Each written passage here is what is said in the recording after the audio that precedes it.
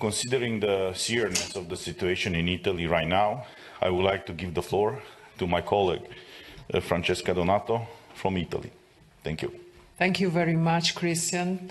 Thank you, everybody, for listening to us. I'm here to publicly tell what the mass media are not telling about the very serious and concerning situation that we are living in Italy. What's going on in Italy today is a true health service collapse.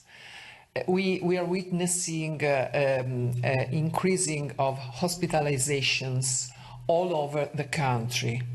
There are rows of ambulances out of the emergency rooms and people left alone in their houses with no public health assistance that arrive to hospitals when they are too serious to be saved. And all hospitals are so crowded with COVID cases that they cannot afford to give assistance to other illnesses, other problems. The fail of the government and of its strategy to stop the spread of the COVID-19 disease is masked behind false narrative and false figures about the percentage of vaccinated and unvaccinated people hospitalized and dead. 2 days ago, our president, Mr. Mario Draghi, made up a press conference where he exposed false figures that have been recognized to be false, evidenced to be false by the few journals and medias that are not totally controlled by the government itself. So the truth is that there is no difference between vaccinated and unvaccinated people regarding their health conditions and their being weak in front of the COVID threat. And besides that, the government is leading on a dreadful and awful hate campaign against unvaccinated people, which is fueling a sort of social division, a deep social division that could even lead us to a true civil war, whose spillover effect could spread also to other member states. And the reason for that is that there is no effectiveness with the measures that the government has introduced. The COVID certificates have just increased the infections because of the false sense of security of vaccinated people towards the possibility of being infected and transmit the infections. So the figures have dramatically increased. And in reaction to that, the government is continuously violating human rights and all the treaties' fundamental values, preventing unvaccinated people to work, to circulate on the country territory, and to have the least, the minimum rights that in a democracy should be assured and secured for everybody. People in this situation are already managing to run away from Italy. A minority of citizens, the unvaccinated, which are a small minority now because almost the 90% of Italian people are fully vaccinated, this minority is segregated and persecuted by the government for just political reasons.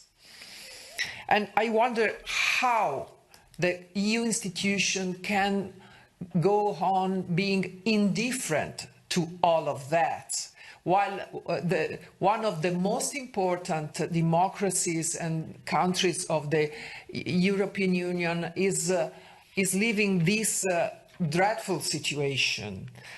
I think that no European government can be exempted from the boundary respect of the rule of law, and that the EU Commission and the Council should intervene immediately to call for the respect of the rule of law, even towards the President of Italy, Mr. Mario Draghi, because the feeling among population today is that our president is untouchable and that he has the license to do whatever he likes to obtain the goal of disposing all the stocks of vaccines already bought in a huge amount, even if they are not effective to the purpose. So my questions today are the questions that people are asking. Why are so many people being hospitalized and die in spite of the 90% of Italians being fully vaccinated? Why the Italian Health Institute has not been publishing monthly reports since September 2021? Why people injured by the vaccines don't receive any assistance from the public health service, and why no compensation is recognized to people who lost their relatives because of vaccines. This is the copy of the answer by the Ministry of Health to a man, a Sicilian citizen who just presented a compensation claim that has been rejected, saying that the action is inadmissible for the reason that vaccines are not mandatory. But the fact is that vaccines are mandatory because of express mandates and because of the vaccine passports that have been introduced lately and that forbid people to work, to have a salary if don't obey to this order. So why transparency is not guaranteed to all of us, to all people? And why, most of all, and I conclude, there is no inquiry, no investigation about the ingredients of these drugs.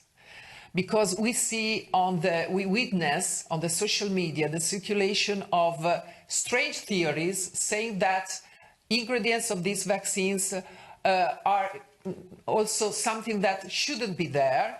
The Japan government found contamination inside the Moderna batches, and there is no inquiry in the European Union about the possible contaminations of some batches. So we ask also for transparency about this issue, because public health is really important and must be defended by EU institutions by all means.